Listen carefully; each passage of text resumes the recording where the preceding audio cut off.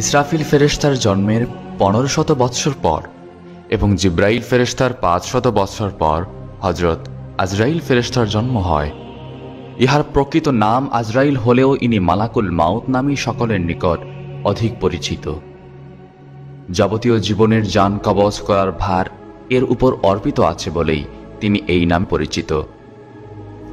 হাদিস শরীফে উল্লিখিত আছে, আজরাইল ফেরেশতার 4খানা ডানা এবং প্রত্যেক ডানায় অসংখ্য পালক আছে। প্রত্যেক পালকের অগ্রভাগে একটি মাথা, একটি মুখ ও 2টি করে চোখ আছে। দুনিয়া সৃষ্টি হতে কিয়ামত পর্যন্ত যত প্রাণী জন্মগ্রহণ করেছে এবং করবে, আজরাইল ফেরেশতা তার ঠিক তত সংখ্যক মাথা ও মুখ আছে। অবশ্য এই সকল মুখ ও মাথা তার পালকের অগ্রভাগে অবস্থিত, কিন্তু তার প্রধান মস্তক একটি। এই প্রধান মস্তকের চারিদিকে 4টি মুখ আছে। তার শরীরের প্রত্যেক পালকের 2খানা করে হাতও আছে। তিনি একই চক্ষু দ্বারা 2টি জীবের প্রতি দৃষ্টিপাত করেন না, একই হস্ত দ্বারা 2টি জীবের জান কবজ করেন না। প্রত্যেক জীবের জন্য তার পৃথক চক্ষু ও হস্ত নির্দিষ্ট আছে। কারো জান কবজ করার পর তার জন্য নির্দিষ্ট চোখ ও হাত তার শরীর হতে লুপ্ত হয়ে যায়। পক্ষান্তরে কোনো জীবের জন্মগ্রহণের সাথেই তার শরীরের একটি মাথা, একটি মুখ, 2টি চক্ষু ও 2খানা হস্ত উৎপন্ন হয়। এরূপে প্রত্যহ তার শরীর হতে সহস্র সহস্র মাথা ও হাত লুপ্ত হয়ে যাচ্ছে এবং নতুন মাথা ও হাত উৎপন্ন হচ্ছে। চতুর্থ আসমানে আজরাইল ফেরেশতার বিরাট সিংহাসন ও দপ্তর অবস্থিত। ফেরেশতাদের মধ্যে আজরাইল ফেরেশতা সর্বাপেক্ষা বিরাট, ভীষণ ও শক্তিশালী। আজরাইল ফেরেশতার ডান হাত পৃথিবীর পশ্চিম সীমান্ত পর্যন্ত এবং বাম হাত পূর্ব সীমান্ত পর্যন্ত বিস্তৃত আছে। তার এক পা পৃথিবীর উত্তর সীমান্ত পর্যন্ত এবং অপর পা দক্ষিণ সীমান্ত পর্যন্ত প্রসারিত। আজরাইল আলাইহিস সালামের ডানে ও বামে অগণিত ফেরেশতা তার কাজের সাহায্যার্থে দণ্ডায়মান আছেন। তিনি বিরাট একটা আসমানে উপবিষ্ট আছেন এবং সামনে বিরাট একটা টেবিল স্থাপিত আছে। টেবিলের উপর জগতের প্রত্যেকটি প্রাণীর নাম লিখিত বিরাট দফতর বা ডায়েরি বই সর্বদা উন্মুক্ত আছে। কোন দিনে, কোন মুহূর্তে, কোন স্থানে কিভাবে কার জান কবজ করতে হবে তার এই বিরাট দফতরে লিখিত আছে। তার টেবিলখানা নূরের দ্বারা নির্মিত এবং 70,000 পায়া বিশিষ্ট। হযরত আজরাইল আলাইহিস সালামের দেহ এত বিরাট যে যদি সপ্ত সমুদ্রের পানি তার মাথার উপর ঢেলে দেওয়া হয়, তার এক ফোঁটাও পানি নিচে পড়বে না, সবই তার শরীরের মধ্যে শুকিয়ে যাবে। যেমন আমাদের কারো মাথার উপরে এক ফোঁটা পানি ফেলে দিলে তা সেখানেই শুকিয়ে যায়। হযরত রাসূলুল্লাহ সাল্লাল্লাহু আলাইহি ওয়াসাল্লাম বলেছেন, সমস্ত পৃথিবী আজরাইল ফেরেশতার নিকট এইরূপ মনে হয় যেরূপ একজন মানুষের সামনে বিভিন্ন খাদ্য দ্বারা সজ্জিত একখানা খাঞ্চা স্থাপিত থাকে। লোকটি যেমন তার ইচ্ছামতো উক্ত খাঞ্চা হতে যে কোনো খাদ্য উঠিয়ে আহার করতে পারে, সেজন্য তাকে কোনরূপ অসুবিধা বোধ করতে হয় না। আজরাইল আলাইহিস সালাম ঠিক সেইরূপ একটি বিরাট পৃথিবী যে কোনো প্রাণীর প্রাণ যে কোনো মুহূর্তে অতি সহজ কবজ করতে সক্ষম। হাদিস শরীফে উল্লেখিত আছে, হযরত রাসূল আকরাম সাল্লাল্লাহু আলাইহি ওয়াসাল্লাম যখন মেরাজ শরীফে গমন করেছিলেন, তখন জিব্রাইল ফেরেশতার সাথে তিনি আজরাইল ফেরেশতার নিকটবর্তী হয়ে তাকে আসসালামু আলাইকুম ইয়া মালাকুল মউত বলে সালাম করেছিলেন, কিন্তু মালাকুল মউত সালামের কোনো জবাব দিল না। আল্লাহ পাকের তরফ হতে তৎক্ষণাৎ আদেশ এলো যে, হে আজরাইল, আমার প্রিয় হাবিবের সালামের জবাব দাও এবং তিনি যা জিজ্ঞেস করেন তা প্রত্যেকটি উত্তর সঠিকভাবে দাও। হযরত আজরাইল আলাইহিস সালাম তৎক্ষণাৎ ওয়ালাইকুম আসসালাম ইয়া হাবিবাল্লাহ বলে সালামের জবাব দিলেন এবং তার আসন হতে উঠে হযরত রাসূল সাল্লাল্লাহু আলাইহি ওয়াসাল্লামের সাথে মুসাফাহ করলেন। তারপর অত্যন্ত সম্মানের সাথে তাকে নিজের নিকটে বসায় বললেন, ইয়া রাসূলুল্লাহ সাল্লাল্লাহু আলাইহি ওয়াসাল্লাম, আমার বেয়াদবি মাফ করবেন। আমার জীবনে আমি আজ পর্যন্ত কাহারও সালামের জবাব দেওয়ার মতো অবসর পাইনি। আজ যদি আল্লাহ তাআলা আমাকে আদেশ না করতেন, তবে আপনার সালামের জবাব দেওয়া আমার পক্ষে সম্ভব হতো না। আল্লাহ পাক আমার উপর এমন গুরুত্বপূর্ণ কাজের দায়িত্ব অর্পণ করেছেন যে একটি মুহূর্ত মাত্র আমার কাজ হতে অন্যমনস্ক হওয়া সম্ভব নয়। প্রতি মুহূর্তে আমাকে জিন, মানব, দৈত্য, দানব, পশুপক্ষী, কীট পতঙ্গ প্রভৃতি নিয়ে কোটি কোটি জীবের জান কবজ করতে হয়। অথচ তাহাদের জান কবজ করার জন্য নির্দিষ্ট সময়ের এক মুহূর্ত পূর্বে বা এক মুহূর্ত পরেও উহা করবার উপায় নেই আমার। আজ আমার শুভ আগমন উপলক্ষে আল্লাহ রাব্বুল আলামিনের আদেশে আমার দফতরের যাবতীয় কাজ বন্ধ রেখে আপনার সাথে কথা বলবার অবসর পেয়েছি। আমার জীবনে এই সর্বপ্রথম অবসর। হযরত রাসূল আকরাম সাল্লাল্লাহু আলাইহি ওয়াসাল্লাম জিজ্ঞেস করলেন, হে আজরাইল, আপনি কি রূপে জীবের জান কবজ করে থাকেন? হযরত আজরাইল আলাইহিস সালাম উত্তর করলেন, ইয়া রাসূলুল্লাহ সাল্লাল্লাহু আলাইহি ওয়াসাল্লাম, আমার সামনে এই যে বিরাট গাছটি দেখছেন, এর প্রত্যেকটি পাতার উপরে পৃথিবীর যাবতীয় প্রাণীর এক একজনের নাম লিখিত আছে। যখন কাহারও মৃত্যুর সময় নিকটবর্তী হয়, তখন মৃত্যুর 40 দিন পূর্বে তার নাম লিখিত পাতাটি জরদ রং ধারণ করে। অতঃপর মৃত্যুর দিন সেই পাতাটি আমার সম্মুখস্থে এই টেবিলের উপরে পতিত হয়। আমি তৎক্ষণাৎ আমার ডায়েরি বই খুলে সেই প্রাণীটি কোন মুহূর্তে, কোথায়, কিভাবে জান কবজ করতে হবে তা দেখে আমার সাহায্যকারী ফেরেশতাদের একজনকে পাঠিয়ে দেই তার জান কবজ করতে। আজরাইল আলাইহিস সালাম বললেন, রূহ যে কি জিনিস আমি তা সঠিকভাবে নিজেও অবগত নেই, তবে একমাত্র বলতে পারি যে কারো জান কবজ করার পর আমার হাতের তালুতে সামান্য একটু ভার অনুভব করি। হযরত রাসূল আকরাম সাল্লাল্লাহু আলাইহি ওয়াসাল্লাম আবার জিজ্ঞেস করলেন, আপনার মাথার চারদিকে 4টি মুখ হওয়ার কারণ কি? আজরাইল আলাইহিস সালাম উত্তরে বললেন, আমার সম্মুখে মুখটি নূরের দ্বারা প্রস্তুত, এর দ্বারা মুমিন বান্দাদের জান কবজ করার আদেশ প্রদান করে থাকে।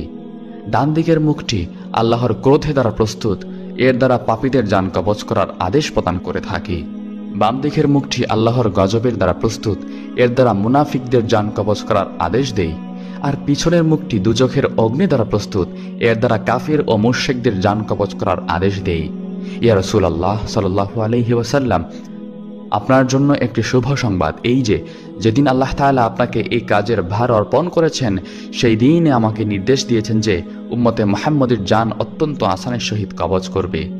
সন্তান যেমন মায়ের স্তন পান করতে করতে ঘুমিয়ে পড়ে, তখন তার মাথা তার মুখ হতে স্তনটি টেনে বের করে নেয়, অথচ সন্তান কিছুই বুঝতে পারে না, ঠিক সেইরূপভাবে যেন প্রত্যেক উম্মতে মুহাম্মদের জান কবজ করা হয়, তারা যেন মোটেই কষ্ট অনুভব না করে। হযরত রাসূল আকরাম সাল্লাল্লাহু আলাইহি ওয়াসাল্লামের কথা শুনে অত্যন্ত খুশি হয়ে আল্লাহ তাআলার সকল স্বরূপ ধরে সিজদা করলেন। তিনি পুনরায় জিজ্ঞেস করলেন, হে ভাই আজরাইল, কখনো কারো জান কবজ করার জন্য কি আপনি আপনার এই আসন পরিত্যাগ করে নিজে উঠে গমন করেছিলেন? আজরাইল আলাইহিস সালাম উত্তরে বললেন, হ্যাঁ, আমাকে জীবনে সর্বমোট 3 বার এই আসন ত্যাগ করে নিজেকেই গমন করতে হয়েছিল। প্রথমবারে হযরত আদম আলাইহিস সালামের শরীর তৈরি করার জন্য মাটি আনতে, দ্বিতীয়বার হযরত আদম আলাইহিস সালামের জান কবজ করতে এবং তৃতীয়বার হযরত মুসা আলাইহিস সালামের জান কবজ করতে।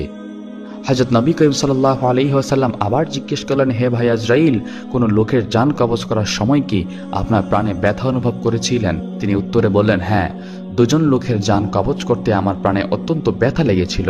তাদের মধ্যে একজন দুনিয়ার বিখ্যাত কাফের বাদশাহ সাদ্দাদ এবং অপরজন সাদ্দাদের মতো। অন্য একটি হাদিসে আছে, রাসূল আকরাম সাল্লাল্লাহু আলাইহি ওয়াসাল্লাম বলেছেন যে আল্লাহ তাআলা আরশের নিচে একটি বিরাট গাছ সৃষ্টি করেছেন।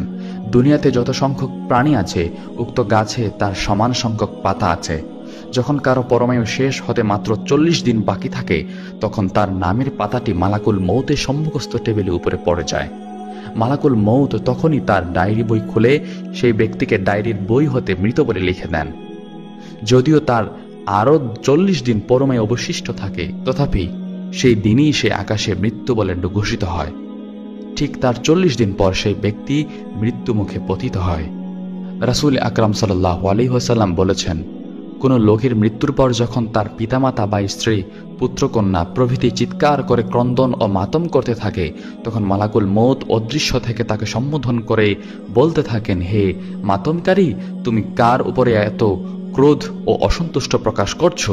যদি আল্লাহর প্রতি তুমি এরূপ ক্রোধ প্রকাশ করো, তবে তাতে তোমার কোনো লাভ নেই তো, বরং এই ক্রোধ ও অসন্তুষ্টি তোমাকে গুনাহগার করে আল্লাহর গজবের দিকে টেনে নিয়ে যাবে।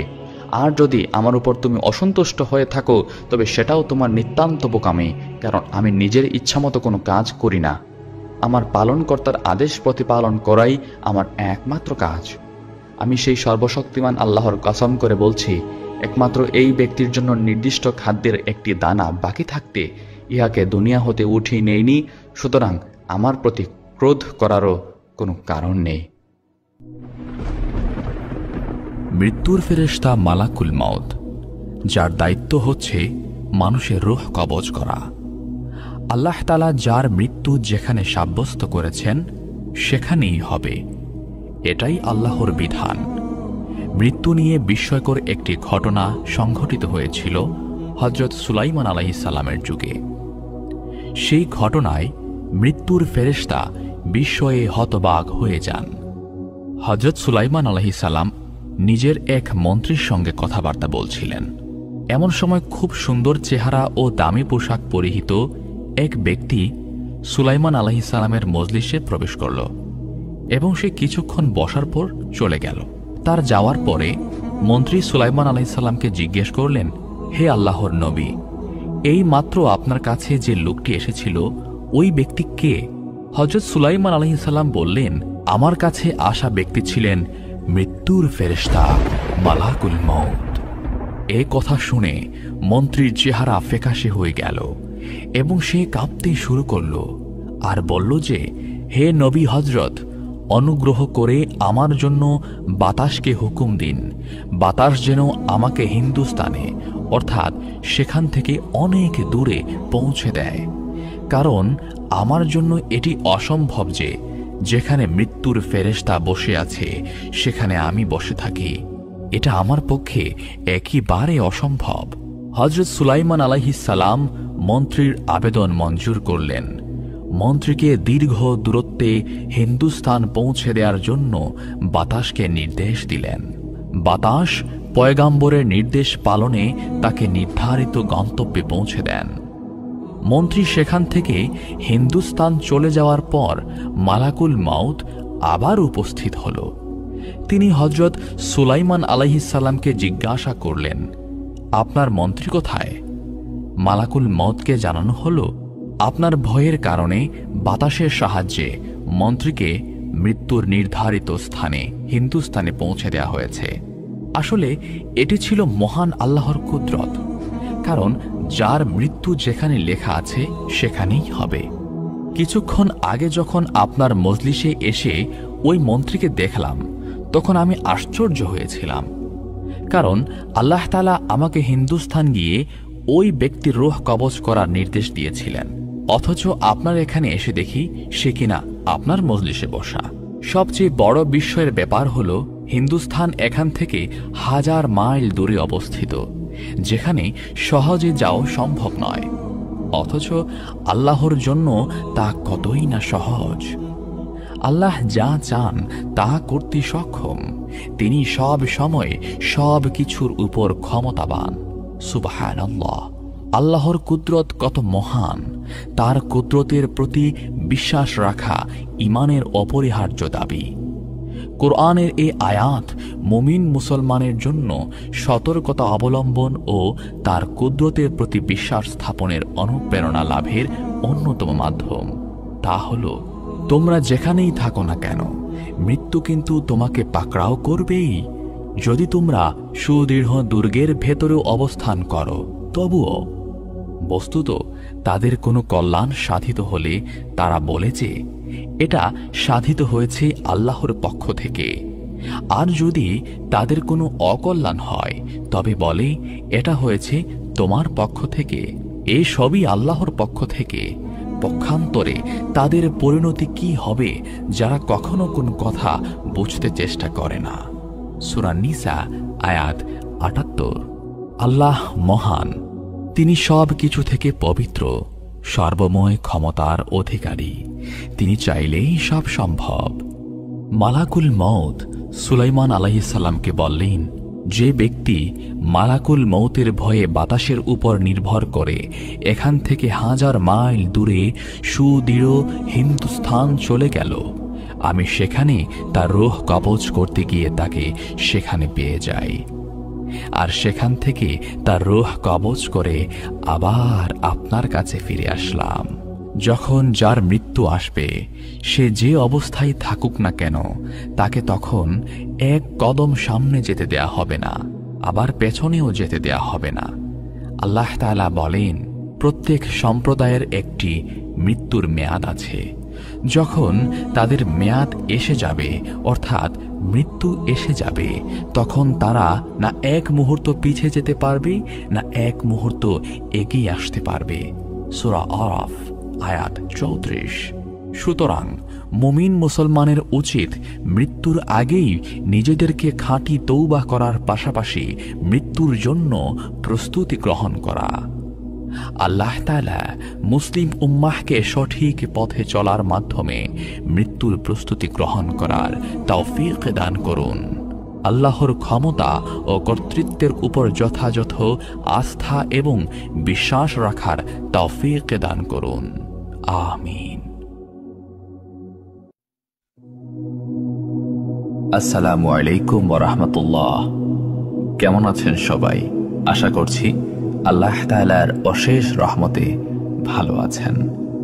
আল্লাহ তাআলা বলেন, পৃথিবীর সব প্রাণী মৃত্যুর স্বাদ গ্রহণ করতে হবে। জীবন যার আছে, মৃত্যু তার সুনিশ্চিত। আর দুনিয়াতে সবচেয়ে কষ্টদায়ক হচ্ছে মানুষের মৃত্যু। কারো আপনজনের মৃত্যুতে স্বজনের বিয়োগ ব্যথাই নয়, বরং মৃত্যুবরণকারী ব্যক্তিও প্রচণ্ড শারীরিক কষ্টের সম্মুখীন হয়। রাসূলুল্লাহ সাল্লাল্লাহু আলাইহি ওয়াসাল্লাম মানুষের মৃত্যুকালীন সময়ের এই কষ্টের বিবরণ তার উম্মতকে জানিয়ে দিয়েছেন।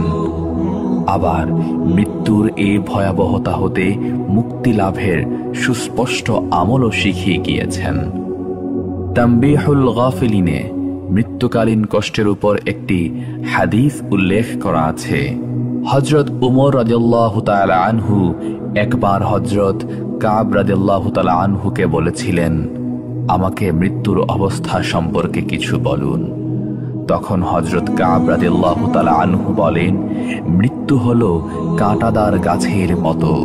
কাঁটাযুক্ত সে গাছটি যখন মানুষের পেটে ঢোকানোর পর তার প্রতিটি কাঁটা শিরায় শিরায় লেগে যায়, তখন একজন শক্তিশালী মানুষ যদি গাছটি ধরে জোরে টেনে বের করার চেষ্টা করে, ওই মুহূর্তে শিরায় শিরায় বিদ্ধ হওয়া কাঁটার আঘাতের কষ্ট মানুষটি হাড়ে হাড়ে উপলব্ধি করে। অনুরূপভাবে মানুষের মৃত্যুকালীন সময়ে মৃত্যু পথযাত্রীর কাছেও মনে হয় যেন তার শরীরের গোশতগুলো যেন একটি কাঁটার সঙ্গে বেরিয়ে আসছে।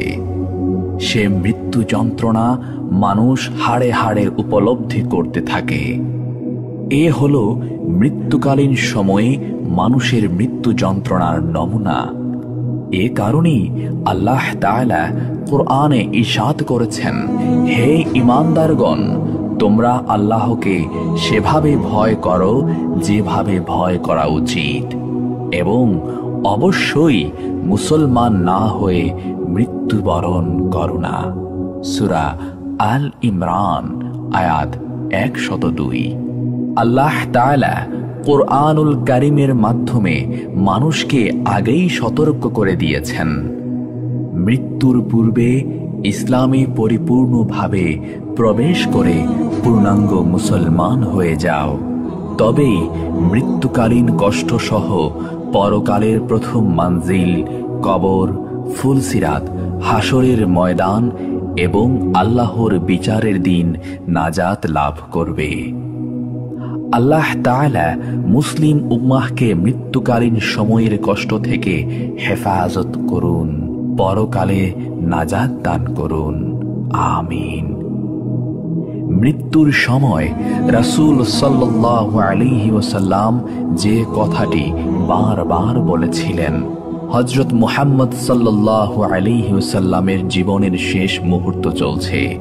ঠিক সে সময় একজন লোক এসে সালাম জানিয়ে বললেন, আমি কি ভিতরে আসতে পারি? রাসূল সাল্লাল্লাহু আলাইহি ওয়াসাল্লামের কন্যা ফাতিমা রাদিয়াল্লাহু তাআলা আনহা বললেন, দুঃখিত, আমার পিতা খুবই অসুস্থ। এ কথা বলে ফাতিমা রাদিয়াল্লাহু তাআলা আনহা দরজা বন্ধ করে রাসূল সাল্লাল্লাহু আলাইহি ওয়াসাল্লামের কাছে গেলেন। হযরত রাসূল সাল্লাল্লাহু আলাইহি ওয়াসাল্লাম বললেন, কে সেই লোক? ফাতিমা বললেন, এই প্রথম আমি তাকে দেখেছি, আমি তাকে চিনি না। রাসূল সাল্লাল্লাহু আলাইহি ওয়াসাল্লাম বললেন, শোনো ফাতিমা, সে হচ্ছে আমাদের এই ছোট্ট জীবনের অবসানকারী ফেরেশতা আজরাইল তথা মালাকুল মউত।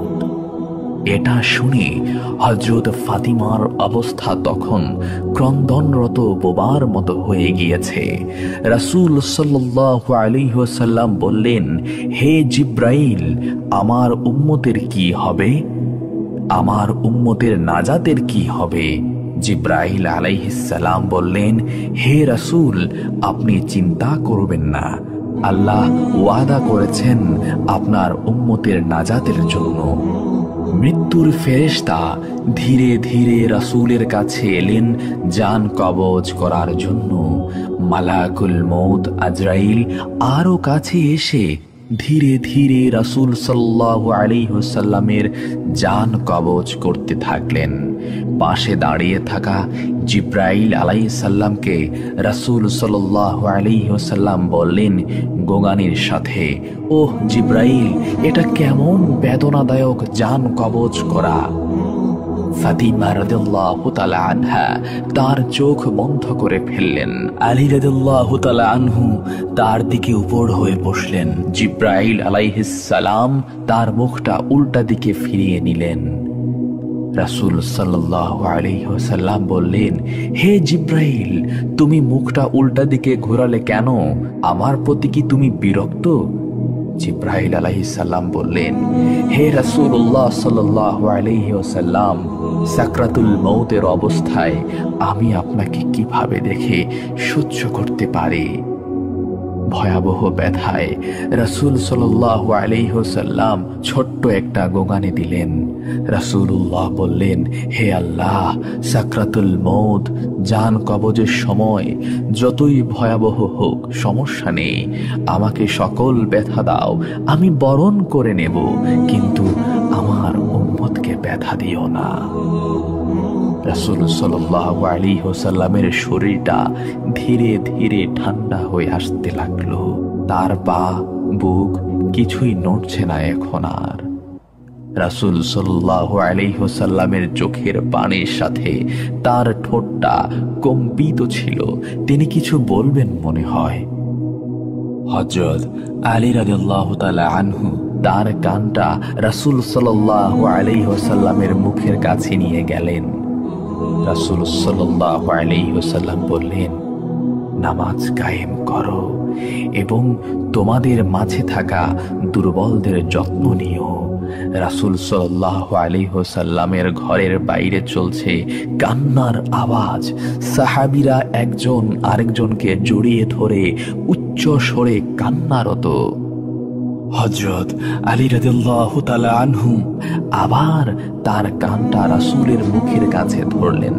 রাসূল সাল্লাল্লাহু আলাইহি ওয়াসাল্লাম চোখ ভেজা অবস্থায় বলতে থাকলেন, ইয়া উম্মতি, ইয়া উম্মতি, হে আমার উম্মতেরা, নামাজ, নামাজ, নামাজ।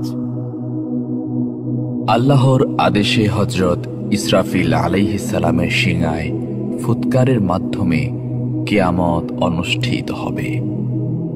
পৃথিবী ও আসমানের সব প্রাণীর জান কবজ করার পর যখন আজরাইল আলাইহিস সালাম আল্লাহর দরবারে হাজির হবেন, তখন আল্লাহ আজরাইলকে প্রশ্ন করবেন, হে আজরাইল, আর কে কে জীবিত আছে? আজরাইল আলাইহিস সালাম উত্তরে বলবেন, হে আমার রব, হে আমার প্রতিপালক, আর মাত্র বাকি রয়েছেন জিব্রাইল, ইসরাফিল, মিকাইল ও আমি আজরাইল জীবিত আছি। তখন আল্লাহ বলবেন, তুমি ছাড়া বাকি তিনজনের জান কবজ করে ফেলো। তখন আজরাইল আলাইহিস সালাম জিব্রাইল, ইসরাফিল ও মিকাইলের জান কবজ করবেন। এরপর আল্লাহ সুবহানাহু ওয়া তাআলা আজরাইল আলাইহিস সালামকে শেষ প্রশ্নটি করবেন। আল্লাহ হযরত আজরাইল আলাইহিস সালামকে বলবেন, হে আজরাইল, এখন কে জীবিত আছে? তখন আজরাইল আলাইহিস সালাম বলবেন, হে আল্লাহ, এখন তোমার সামনে আমি আজরাইল দাঁড়িয়ে আছি, আর কেউ নেই। আল্লাহ বলবেন, মুত ইয়া মালাকুল মৌত, মরে যা হে মৃত্যুর ফেরেশতা, তুইও মরে যা। তখন আজরাইল আলাইহিস সালাম নিজের জান নিজেই কবজ করবেন, আজরাইলও মরে যাবে। তখন পৃথিবীর মধ্যে একমাত্র আল্লাহ একাই। এভাবে কত শত বছর অতিক্রান্ত হবে সেটা আল্লাহই ভালো জানেন। কিয়ামতের পর হাসরের মাঠে যখন বিচারক আল্লাহ পৃথিবীর সব বিচারক, উকিল, মুক্তার, রাজা বাদশাহ, স্বৈরাচার, জুলুমবাজ, শাসক তখন তার সামনে আসামির মতো উপস্থিত হবে। তখন আল্লাহ হুঙ্কার ছেড়ে বলবেন, আজকের রাজত্ব কার? সূরা আল মুমিনে 16 নং আয়াতে আল্লাহ তাআলা বলেন, সেটি এমন দিন যখন সব মানুষের সবকিছু প্রকাশ হয়ে পড়বে। আল্লাহর কাছে তাদের কোনো কথাই গোপন থাকবে না। সেদিন ঘোষণা দিয়ে জিজ্ঞেস করা হবে, আজ রাজত্ব কার? সব সৃষ্টি বলে উঠবে, একমাত্র আল্লাহর, যিনি কাহ্হার। এই আয়াতের ব্যাখ্যায় বলা হয়েছে, শেষ বিচারের সাক্ষাৎ ও সমাবেশের দিন দ্বিতীয় ফুকের পরে হবে। দ্বিতীয় ফুৎকারের পরে নতুন ভূপৃষ্ঠ সমতল করে দেয়া হবে, যাতে কোনো আড়াল থাকবে না। দ্বিতীয় ফুকের মাধ্যমে সব কিছু পুনরুজ্জীবিত হওয়ার পরে তা বাস্তবায়িত হবে।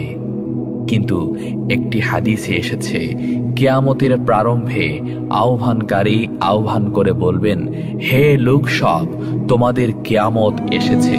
তখন জীবিত মৃত সবাই শুনতে পাবে।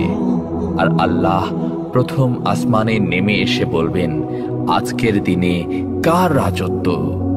একমাত্র পরাক্রমশীল আল্লাহর জন্যই। তাছাড়া অন্য বর্ণনা থেকে জানা যায় যে আল্লাহ তাআলা এই উক্তি তখন করবেন যখন প্রথম ফুকের পর সমগ্র সৃষ্টি ধ্বংস হয়ে যাবে, আর জিব্রাইল, মিকাইল, ইসরাফিল প্রমুখ নৈকট্যশীল ফেরেশতাগণও মারা যাবে এবং আল্লাহর সত্তা ছাড়া কোনো কিছুই অবশিষ্ট থাকবে না। আল্লাহ বলবেন, আজকের দিন রাজত্ব কার? আল্লাহ নিজেই জবাব দেবেন, প্রবল পরাক্রান্ত এক আল্লাহর। হাদিস থেকে এর সমর্থন পাওয়া যায়। কিয়ামতের দিন আল্লাহ সমগ্র পৃথিবী এবং সমগ্র আসমান সমূহকে হাতে গুটিয়ে বলবেন, আমি বাদশাহ, আমি পরাক্রমশালী, আমি অহংকারী। দুনিয়ার বাদশারা কোথায়? কোথায় পরাক্রমশালীরা? কোথায় অহংকারকারীরা? এখানে ঐতিহাসিক এ ঘটনায় উল্লেখ্য যে সামানি খানদানের শাসক নাসর ইবনে আহমদ নিশাপুরে প্রবেশ করলে একটি দরবার ডাকেন এবং সিংহাসনে বসার পর কুরআন মাজিদ তেলাওয়াতের মাধ্যমে কাজকর্ম শুরু হবে বলে আদেশ দেন। এ কথা শুনে একজন সম্মানিত জ্ঞানী ব্যক্তি অগ্রসর হন এবং কুরআন তেলাওয়াত করেন। যখন তিনি কুরআন তেলাওয়াত করছিলেন তখন রাজ্যের বাদশাহ নাসর ভীত সন্ত্রস্ত হয়ে পড়েন। তিনি কাঁপতে কাঁপতে সিংহাসন থেকে নামলেন এবং মাথার মুকুট খুলে সিজদায় পড়লেন। বললেন, হে প্রভু, বাদশাহী তোমারই, আমার নয়। এরপর শুরু হবে বিচার। তিনি এমন বিচারক যে মামলায় আনিত অভিযোগ প্রমাণ করতে তার অতিরিক্ত সময় লাগবে না, বরং আসামির পুরো জীবনের প্রতিটি মুহূর্তের ঘটনা লিপিবদ্ধ থাকবে। আল্লাহ বলেন, আজ প্রত্যেক প্রাণীকে তার কৃতকর্মের প্রতিদান দেয়া হবে। আজ কারো প্রতি কোনো জুলুম হবে না। আল্লাহ অতি দ্রুত হিসাব গ্রহণকারী। সূরা মুমিন। কোনো ধরনের জুলুমই হবে না। আয়াতে এই অংশের ব্যাখ্যায় তাফসীরের কিতাবে লেখা হয়েছে, প্রকাশ থাকে যে প্রতিদানের ক্ষেত্রে জুলুমের কয়েকটি রূপ হতে পারে। 1. প্রতিদানের অধিকারী ব্যক্তিকে প্রতিদান না দেয়া। 2, সে যতটা প্রতিদান লাভের উপযুক্ত তার চেয়ে কম দেয়া। 3, শাস্তিযোগ্য না হলেও শাস্তি দেয়া। 4, যে শাস্তির উপযুক্ত তাকে শাস্তি না দেয়া। 5, যে কম শাস্তির উপযুক্ত তাকে বেশি শাস্তি দেয়া। 6, জালেমের নির্দোষ মুক্তি পাওয়া এবং মজলুমের তা চেয়ে চেয়ে দেখতে থাকা। 7, একজনের অপরাধে অন্যকে শাস্তি দেয়া। কোনো ধরনের জুলুমি হবে না। আল্লাহর এ বাণীর উদ্দেশ্য হচ্ছে তার আদালতে এ ধরনের কোনো জুলুমি হতে পারে না। তাফহিমুল কোরআন। আল্লাহ অতি দ্রুত হিসাব গ্রহণকারী। আয়াতে এই অংশের ব্যাখ্যায় বলা হয়েছে, হিসাব নিতে আল্লাহর কোনো বিলম্ব হবে না। যেভাবে তিনি গোটা বিশ্ব জাহানের সব সৃষ্টিকে রিজিক দান করেছেন এবং কাউকে রিজিক পৌঁছানোর ব্যবস্থাপনায় এমন ব্যস্ত নন যে অন্যদের রিজিক দেওয়ার অবকাশই তিনি পান না, যেভাবে তিনি গোটা বিশ্ব জাহানের প্রতিটি জিনিসের প্রতি দৃষ্টিপাত করেছেন, সব শব্দ শুনেছেন, প্রতিটি ক্ষুদ্র থেকে ক্ষুদ্রতর এবং বৃহৎ থেকে বৃহত্তর ব্যাপারে ব্যবস্থাপনাও তিনি করেছেন। এমন কোনো জিনিস এমনভাবে তার মনোযোগ আকর্ষণ করতে পারে না যে ঠিক সে মুহূর্তে তিনি আর সব বস্তুর প্রতি মনোযোগ দিতে পারেন না। তেমনি তিনি প্রত্যেক ব্যক্তির হিসাব গ্রহণ করবেন এবং একটি বিচার্য বিষয়ে শুনানিতে তিনি কখনো এতটা ব্যস্ত হয়ে পড়বেন না যে সে সময়ে অন্য সংখ্যক মোকদ্দমা শুনানি করতে পারবেন না। তাছাড়া তার আদালতে এ কারণেও কোনো বিলম্ব হবে না যে মোকদ্দমার পটভূমি ও ঘটনাবলীর বিচার বিশ্লেষণ এবং তার সাক্ষ্য প্রমাণ সংগ্রহ কঠিন হবে। আদালতের বিচারক নিজেই সরাসরি বাস্তব অবস্থা সম্পর্কে ওয়াকিফহাল করে থাকবেন। মোকদ্দমার বাদী বিবাদী উভয় পক্ষের সব কিছুই তার জানা থাকবে। সমস্ত ঘটনার খুঁটিনাটি সব দিক পর্যন্ত অনস্বীকার্য সাক্ষ্য প্রমাণ সহ অবিলম্বে সবিস্তার পেশ করা হবে। তাই সব মোকদ্দমার ফয়সালা ঝটপট হয়ে যাবে। আসসালামু আলাইকুম ওয়া রাহমাতুল্লাহ। প্রিয় শ্রোতা বন্ধুরা, কেমন আছেন? আশা করছি আল্লাহ তাআলার অশেষ রহমতে সবাই ভালো আছেন। এক আগন্তুক ব্যক্তি 3 দিন পর্যন্ত হযরত ইদ্রিস আলাইহিস সালামের সাহচর্যে থাকলেন। তার আচরণ লক্ষ্য করে হযরত ইদ্রিস আলাইহিস সালামের মনে সন্দেহের উদ্রেক হল যে এ ব্যক্তি নিশ্চয় কোনো মানুষ নয়। অতএব তিনি বললেন, আল্লাহর কসম, আপনি আপনার প্রকৃত পরিচয়টা বলুন। আগন্তুক বলল, আমি কোনো মানুষ নয়, আমি একজন ফেরেশতা। আমার নাম মালাকুল মউত তথা আজরাইল। হযরত ইদ্রিস আলাইহিস সালাম বললেন, আপনি কি দুনিয়ার যাবতীয় প্রাণীর জান কবজ করিয়া থাকেন? মালাকুল মউত বলল, হ্যাঁ।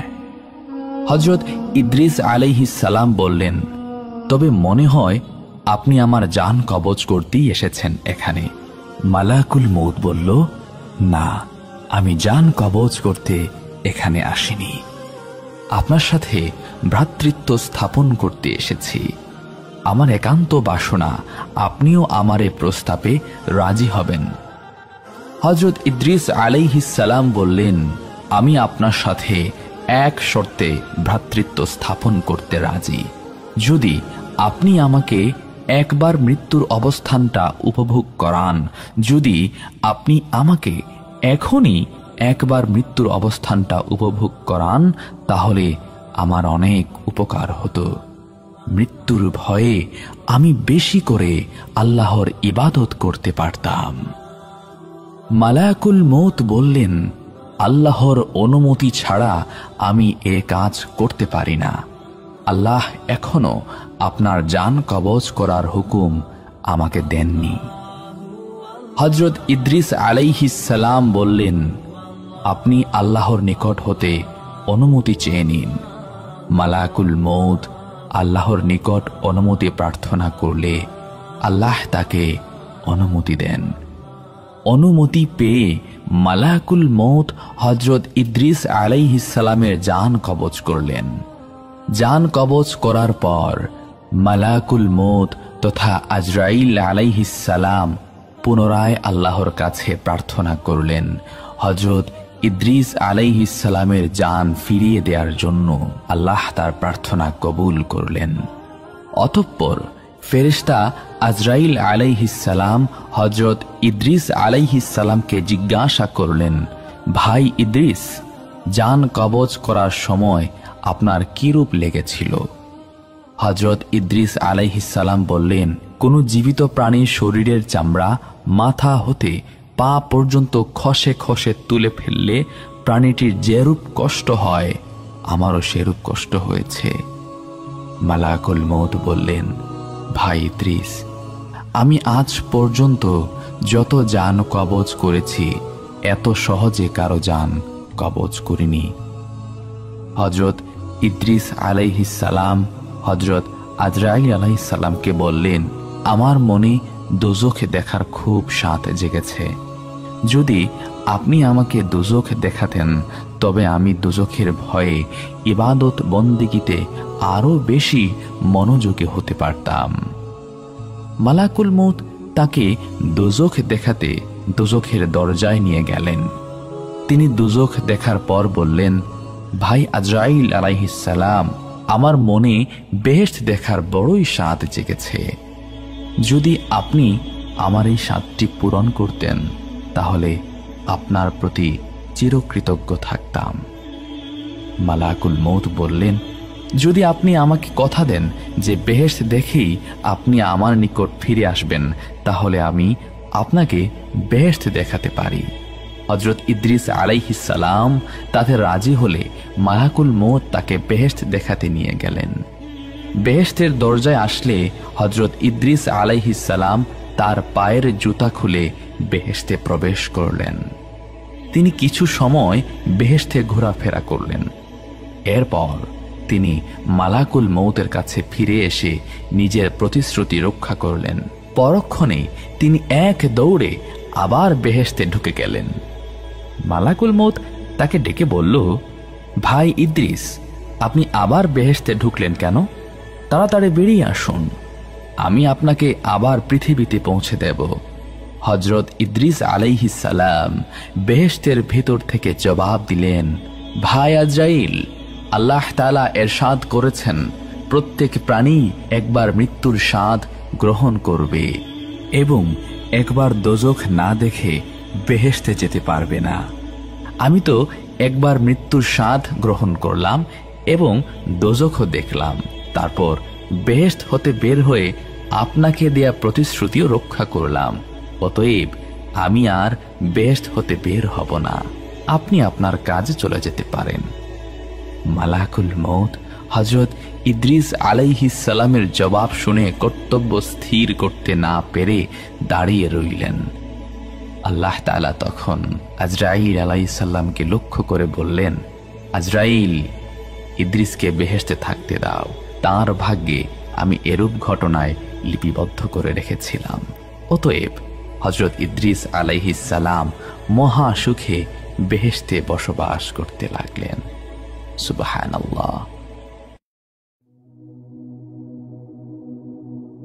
হযরত আবু হুরায়রা রাদিয়াল্লাহু তাআলা আনহু থেকে বর্ণিত, তিনি বলেন, মউতের ফেরেশতাকে মুসা আলাইহিস সালামের নিকট তার জান কবজের জন্য পাঠানো হয়েছিল। ফেরেশতা যখন তার নিকট আসলেন তিনি তার চোখে থাপ্পড় মারলেন। তখন ফেরেশতা তার রবের নিকট ফিরে গেলেন এবং বললেন, আপনি এমন এক বান্দার নিকট পাঠিয়েছেন যে মরতে চায় না। আল্লাহ বললেন, তুমি তার কাছে ফিরে যাও এবং তাকে বলো সে যেন তার একটি হাত একটি গরুর পিঠে রাখে। তার হাত যতগুলো পশম ঢাকবে তার প্রতিটি পশমের পরিবর্তে তাকে 1 বছর করে হায়াত দেয়া হবে। মুসা আলাইহিস সালাম বললেন, হে রব, তারপর কি হবে? আল্লাহ বললেন, তারপর মৃত্যু। মুসা আলাইহিস সালাম বললেন, এখনই হোক। আবু হুরায়রা রাদিয়াল্লাহু তাআলা আনহু বললেন, তখন তিনি আল্লাহর নিকট আরজ করলেন তাকে যেন আরদে মুকাদ্দাস বা পবিত্র ভূমি থেকে পাথর নিক্ষেপের দূরত্বের সমান স্থানে পৌঁছে দেয়া হয়। আবু হুরায়রা রাদিয়াল্লাহু তাআলা আনহু বলেন, রাসূলুল্লাহ সাল্লাল্লাহু আলাইহি ওয়াসাল্লাম বলেছেন, আমি যদি সেখানে থাকতাম তাহলে অবশ্যই আমি তোমাদেরকে রাস্তার পাশে লাল টিলার নিচে কবরটি দেখিয়ে দিতাম। রাবি আব্দুর রাজ্জাক বলেন, মামর রহমতুল্লাহি আলাইহি আবু হুরায়রা রাদিয়াল্লাহু তাআলা আনহু সূত্রে নবী সাল্লাল্লাহু আলাইহি ওয়াসাল্লাম থেকে অনুরূপ বর্ণনা করেছেন। আবার এরকম বর্ণনাও আছে, হযরত আবু হুরায়রা রাদিয়াল্লাহু তাআলা আনহু থেকে বর্ণিত, রাসূলুল্লাহ সাল্লাল্লাহু আলাইহি ওয়াসাল্লাম বলেছেন, মালাকুল মউত অর্থাৎ জান কবজকারী ফেরেশতাকে মূসা আলাইহিস সালামের নিকট প্রেরণ করা হলো। তিনি যখন এলেন তখন মূসা আলাইহিস সালাম তাকে জোরে থাপ্পড় মারলেন, যার ফলে মালাকুল মউতের চক্ষু বের হয়ে পড়ল। তখন তিনি আল্লাহর নিকট আরজ করলেন, আপনি আমাকে এমন বান্দার নিকট প্রেরণ করেছেন যিনি মউত চান না। আল্লাহ তাআলা তখন নিজ কুদরতে তার চক্ষু আপন স্থানে ফিরিয়ে দিয়ে বললেন, তুমি আবার যাও এবং তাকে বলো আপনি একটি ষাঁড়ের পিঠে হাত রাখুন। ওই হাতের নিচে যত পশম পড়বে আপনি চাইলে এর প্রতিটি পশমের বিনিময়ে আপনার হায়াত 1 বছর করে দীর্ঘায়িত হবে।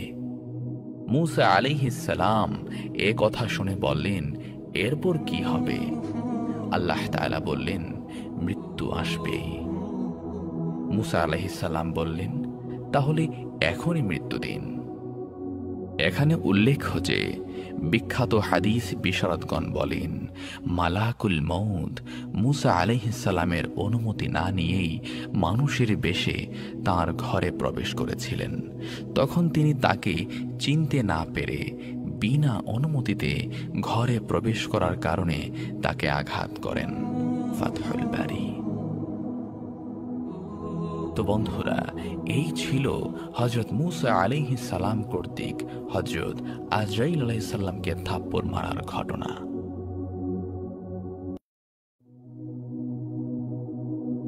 আসসালামু আলাইকুম ওয়া রাহমাতুল্লাহ। আশা করছি দর্শক শ্রোতা বন্ধুরা আপনারা সবাই আল্লাহ তাআলার অশেষ রহমতে ভালোই আছেন। আল্লাহ তাআলা ফেরেশতাদের ডেকে বললেন, আমি পৃথিবীতে আমার প্রতিনিধি পাঠাতে চাই। ফেরেশতারা বলল, হে আল্লাহ, আপনি কি এমন কাউকে দুনিয়াতে পাঠাবেন যারা সেখানে দাঙ্গা হাঙ্গামা করবে এবং রক্তপাত ঘটাবে, অথচ আমরা আপনার নিরন্তর গুণকীর্তন করছি? আল্লাহ বললেন, নিঃসন্দেহে আমি জানি যা তোমরা জানো না। এরপর মহান আল্লাহ জিব্রাইল আলাইহিস সালামকে হুকুম করলেন পৃথিবীর বুক থেকে মাটি সংগ্রহ করে আনার জন্য।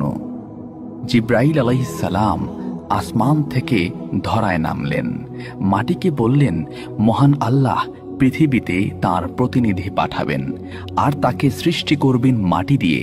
আল্লাহ আমাকে হুকুম করেছেন তোমার বুক থেকে কিছু মাটি নিয়ে যাওয়ার জন্য।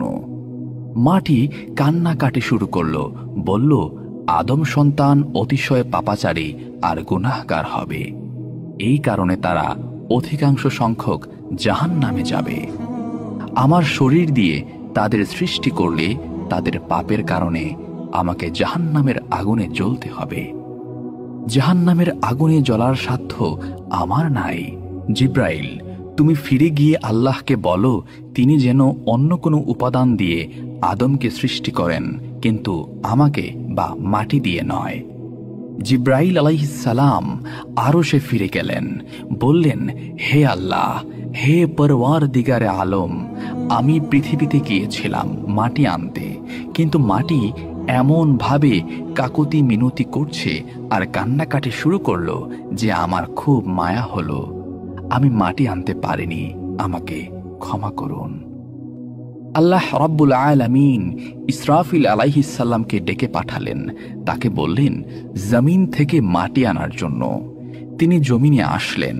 ইসরাফিল আলাইহিস সালামের বেলায়ও জিব্রাইল আলাইহিস সালামের মতো ঘটনা ঘটল। তিনিও মাটি নিতে পারলেন না, তিনিও ফিরে গিয়ে আল্লাহর কাছে অপারগতা প্রকাশ করলেন এবং ক্ষমা চাইলেন। এরপর আল্লাহ তাআলা মিকাইল আলাইহিসসালামকে ডাকলেন, তাকেও একই হুকুম করলেন এবং মিকাইল আলাইহিসসালাম পূর্ববর্তী 2 ফেরেশতার ন্যায় মাটির কান্নাকাটি দেখে মাটি নিতে সক্ষম হলেন না। এবার আল্লাহ তাআলা ডাকলেন হযরত আজরাইল আলাইহিসসালামকে। তিনি ফেরেশতাদের মধ্যে অপেক্ষাকৃত কঠিন হৃদয়ের, সমস্ত প্রাণীকুলের প্রাণ সংহার করার জন্য তাকে সৃষ্টি করা হয়েছে। তাকে জমিনে পাঠালেন মাটি আনার জন্য।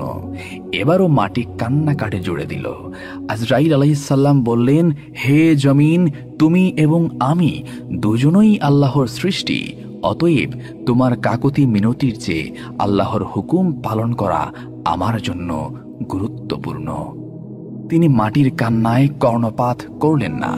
এক খামছি মাটি তুলে নিলেন তার হাতে এবং ফিরে এলেন আল্লাহর আরশে। আজরাইল আলাইহিসসালাম যে এক খামছি মাটি জমিন থেকে সংগ্রহ করে এনেছিলেন তা ছিল অত্যন্ত এঁটেল। তাই আল্লাহ মেঘ মালাকে নির্দেশ দিলেন এই এঁটেল মাটির উপর 40 বছর বৃষ্টি বর্ষণ করার জন্য। 40 বছর বৃষ্টিতে ভেজার পর এঁটেল মাটি হয়ে গেল কাদা মাটি। কোনো কোনো মুফাসসির তাফসির গ্রন্থে উল্লেখ করেছেন, আজরাইল আলাইহিসসালাম এর এই এক খামছি মাটির ওজন ছিল 40 মণ। 40 মণ এঁটেল মাটি 40 বছর বৃষ্টিতে ভিজে কাদা মাটিতে পরিণত হলে এই কাদা মাটি দিয়ে মহান আল্লাহ তাআলা আদম আলাইহিসসালামের 60 হাত লম্বা আকৃতি বিশিষ্ট একটি দেহ তৈরি করলেন। তারপর সূর্যকে নির্দেশ দিলেন আদম আলাইহিসসালামের কাদামাটি তার দেহে 40 বছর কিরণ দেওয়ার জন্যে। সূর্য 40 বছর আদম আলাইহিসসালামের দেহে কিরণ দেওয়ার পর বা আলো দেওয়ার পর তা পরিণত হল ঠনঠনে মাটিতে। পবিত্র কুরআনে যার উল্লেখ করে আল্লাহ তাআলা বলেছেন, আমি আদমকে সৃষ্টি করেছি শক্ত মাটি দ্বারা। আদম আলাইহিসসালামের দেহ শক্ত অবস্থায় পড়ে থাকল আরও 40 বছর।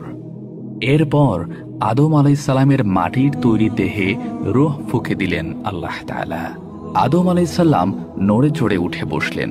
তারপর হাঁচি দিয়ে বললেন, আলহামদুলিল্লাহ, সকল প্রশংসা আল্লাহর। ফেরেশতারা অবাক হলো, এমন সুন্দর বাক্য তারা এর আগে কখনো শুনেনি। আল্লাহ যেদিন আদম আলাইহিসসালামের শরীরে রূহ ফুঁকে দিলেন সেদিনটি ছিল শুক্রবার। আল্লাহ তাআলা কিছু বস্ত্র সামগ্রী ফেরেশতাদের সামনে রেখে বললেন, তোমরা আমাকে এগুলোর নাম বলে দাও যদি তোমরা সত্য হয়ে থাকো। ফেরেশতারা বলল, হে আল্লাহ, তুমি মহান, আমরা কিছুই জানি না, তবে তুমি যা শিখিয়েছ সেগুলো ছাড়া। নিশ্চয় তুমি প্রকৃত জ্ঞান সম্পন্ন হিকমতওয়ালা। ফেরেশতারা বস্তুগুলোর নাম বলতে পারলেন না। আল্লাহ তাআলা হযরত আদম আলাইহিসসালামকে বললেন, ফেরেশতাদেরকে বস্ত্রগুলোর নাম বলতে দাও। আদম আলাইহিসসালাম সেগুলোর নাম বলে দিলেন। আল্লাহ তাআলা ফেরেশতাদেরকে উদ্দেশ্য করে বললেন, আমি কি বলি নাই যে আসমান ও জমিনের মধ্যবর্তী সব গোপন বিষয় সম্পর্কে আমি অবগত আছি? আল্লাহ ফেরেশতাদেরকে নির্দেশ দিলেন আদম আলাইহিসসালামকে সেজদা করার জন্য।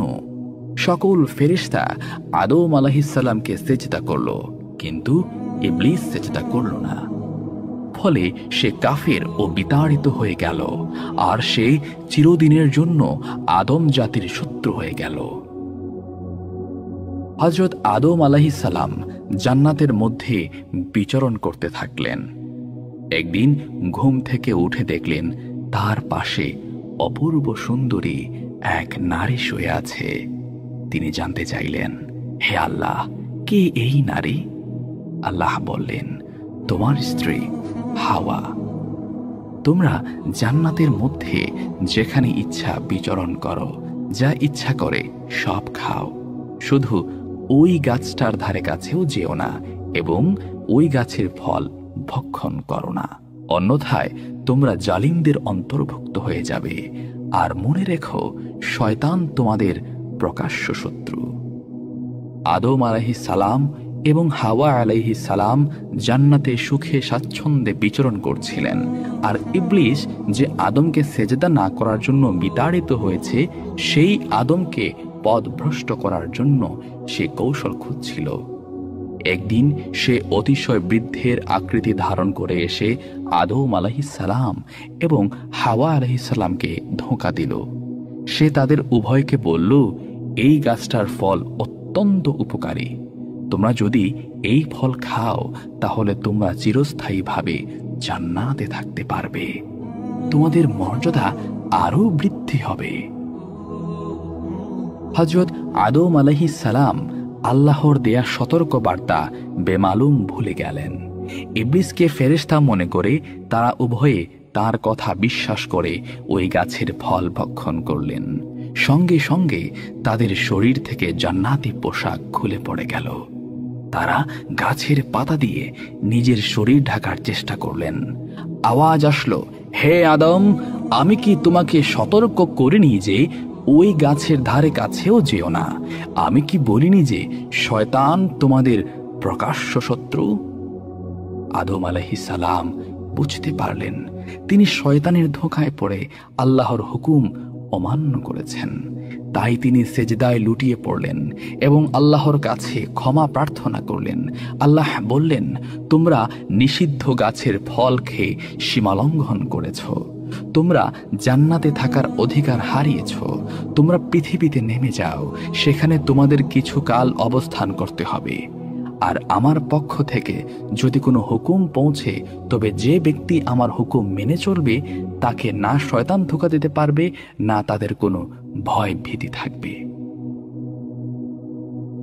হযরত আদম আলাইহিস সালাম এবং হাওয়া আলাইহিস সালামকে নামিয়ে দেয়া হলো পৃথিবীতে। হযরত আদম আলাইহিস সালামকে নামানো হলো বর্তমান শ্রীলঙ্কার কলম্বো থেকে অনতি দূরে একটি পাহাড়ে, যেটি অ্যাডামস পিক নামে পরিচিত, যেখানে আকৃতিতে অনেক বড় এবং বহু পুরনো একটি পায়ের ছাপ রয়েছে। ঐতিহাসিকগণ বিভিন্নভাবে প্রমাণ করার চেষ্টা করেছেন যে এইটাই আমাদের আদি পিতা হযরত আদম আলাইহিস সালামের ফুটপ্রিন্ট। হযরত হাওয়া আলাইহিস সালামকে নামানো হয়েছিল সৌদি আরবের জেদ্দায়। হযরত আদম আলাইহিস সালাম এবং হাওয়া আলাইহিস সালামকে যেদিন জান্নাত থেকে পৃথিবীতে নামিয়ে দেওয়া হয়, সে দিনটি ছিল শুক্রবার। জনমানবহীন পৃথিবীতে দুটি মাত্র মানুষ দুজনকে খুঁজতে লাগলেন, আর ইতিপূর্বে জান্নাতে তাদের কৃত ভুলের জন্য আল্লাহর কাছে ক্ষমা প্রার্থনা করতে থাকলেন। বর্ণিত আছে, হযরত আদম আলাইহিস সালাম তার কৃত ভুলের জন্য একাধারে 350 বছর আল্লাহর কাছে কান্নাকাটি করেছেন। আরও বর্ণিত আছে, হযরত আদম আলাইহিস সালাম আল্লাহর কাছে ক্ষমা প্রার্থনাকালে যে পরিমাণ অশ্রু ঝরিয়েছেন, কিয়ামত পর্যন্ত আগত সমস্ত মানুষের চোখের পানি একত্র করলেও তার সমমান হবে না। সুবহানাল্লাহ।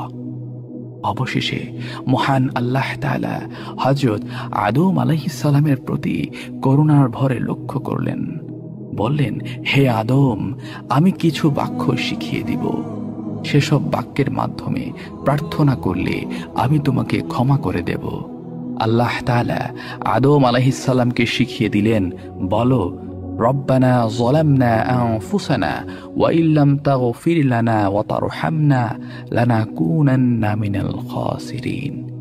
হযরত আদম আলাইহিস সালাম মহান আল্লাহর শিখানো বাক্যের মাধ্যমে আল্লাহর কাছে মাফ চাইলেন এবং তওবাহ করলেন।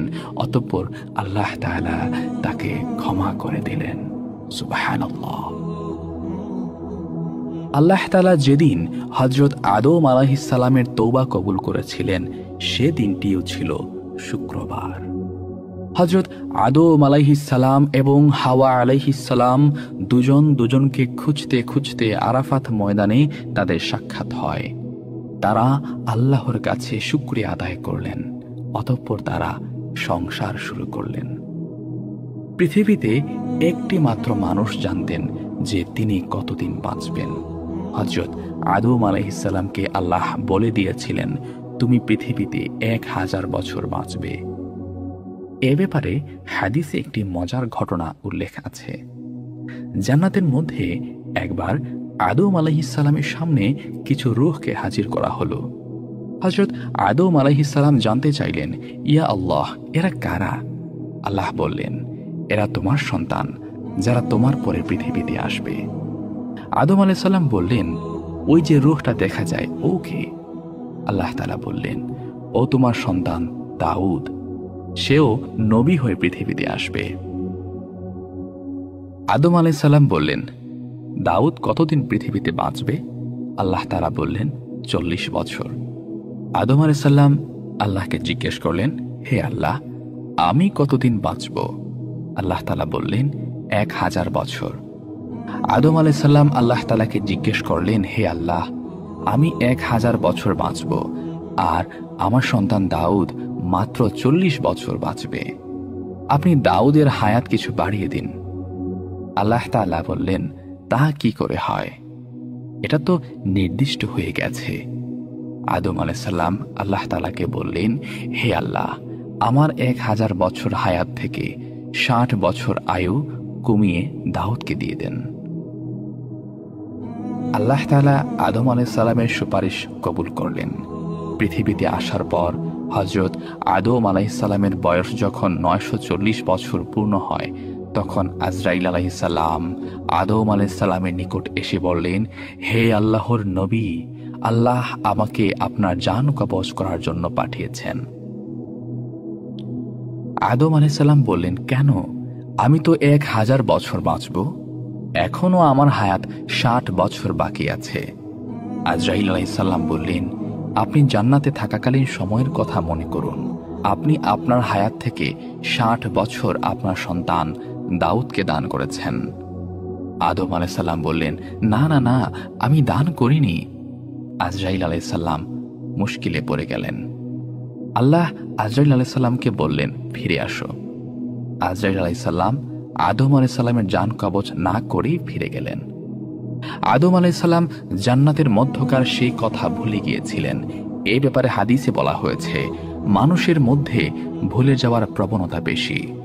আমাদের আদি পিতা আদম আলাইহিসসালাম ভুলে গেছেন, আমরাও ভুলে যাই। এটাই মানুষের প্রকৃতি। পরবর্তীতে যখন তার বয়স 1000 বছর পূর্ণ হয়, তখন তিনি অতিশয় বৃদ্ধ এবং দুর্বল হয়ে পড়েন। এ সময় পৃথিবীতে হযরত আদম আলাইহিসসালামের সন্তান সন্ততি এবং নাতিপুতি সব মিলিয়ে প্রায় 40,000 মানুষের বংশবিস্তার ঘটেছিল। এই 40,000 মানুষের মধ্যে হযরত শীস আলাইহিসসালামও ছিলেন। আদম আলাইহিসসালাম সবাইকে কাছে ডাকলেন এবং শেষ ওসিয়ত করলেন। বললেন, মনে হচ্ছে আমি আর বেশিক্ষণ তোমাদের মাঝে থাকব না। আমার অন্তিম সময় ঘনিয়ে আসছে। আমি শীঘ্রই আমার প্রতিপালকের ডাকে সাড়া দেব। আমার ইন্তিকালের পর তোমরা দাঙ্গা হাঙ্গামায় জড়িয়ে পড়ো না। তোমরা একতাবদ্ধ হয়ে থাকবে এবং আল্লাহর হুকুম মেনে চলবে। সর্বক্ষেত্রে তোমরা তোমাদের ভাই শীস আলাইহিসসালামের পরামর্শ এবং নির্দেশ মেনে চলবে, কেননা সে হচ্ছে আল্লাহর মনোনীত এবং প্রিয় বান্দা। আমি তাকে আমার স্থলাভিষিক্ত করে যাচ্ছি। আদম আলাইহিসসালামের সকল সন্তান এই বলে প্রতিশ্রুতি দিল যে তার ইন্তেকালের পর তারা ঝগড়া বিবাদ করবে না এবং আল্লাহর হুকুম মেনে চলবে। এর কিছুক্ষণ পর হযরত আজরাইল আলাইহিসসালাম এসে উপস্থিত হলেন এবং আদম আলাইহিসসালামকে সালাম করলেন। আদম আলাইহিসসালাম তার সন্তানদের বললেন, তোমরা একটু ঘর থেকে বেরিয়ে যাও, আমি আগত মেহমানের সাথে একান্তে কথা বলতে চাই। সন্তানরা সবাই বেরিয়ে গেল ঘর থেকে। আজরাইল আলাইহিসসালাম বললেন, হে আল্লাহর নবী, আল্লাহ আমাকে আপনার রূহ কবজ করার জন্য প্রেরণ করেছেন। আদম আলাইহিসসালাম বললেন, আমি আমার রবের সাথে সাক্ষাৎ করার জন্য ব্যাকুল হয়ে আছি। আমি শীঘ্রই আমার রবের সাথে সাক্ষাৎ লাভের ইচ্ছা পোষণ করছি। আজরাইল আলাইহিসসালাম হযরত আদম আলাইহিসসালামের জান কবজ করে নিয়ে গেলেন। আদম আলাইসাল্লামের মৃত্যুর পর হাওয়া আলাইহিসসালাম এবং তার সন্তানগণ কান্নায় ভেঙে পড়ল। তারা শোকে হতবিহ্বল হয়ে পড়ল। এরপর মৃত ব্যক্তি সৎকার নিয়ে একটি সমস্যা দেখা দিল, কেননা তখন পর্যন্ত মৃত ব্যক্তি সৎকারের ব্যাপারে কোনো বিধান কার্যকর করা হয়নি। উপরন্তু এটা ছিল মানব ইতিহাসে প্রথম প্রকাশ্য মৃত্যু। যেহেতু এটি প্রথম প্রকাশ্য মৃত্যু ছিল, তাই এই সৎকারের ব্যাপারে একটি সংকট দেখা দিল। এর পূর্বে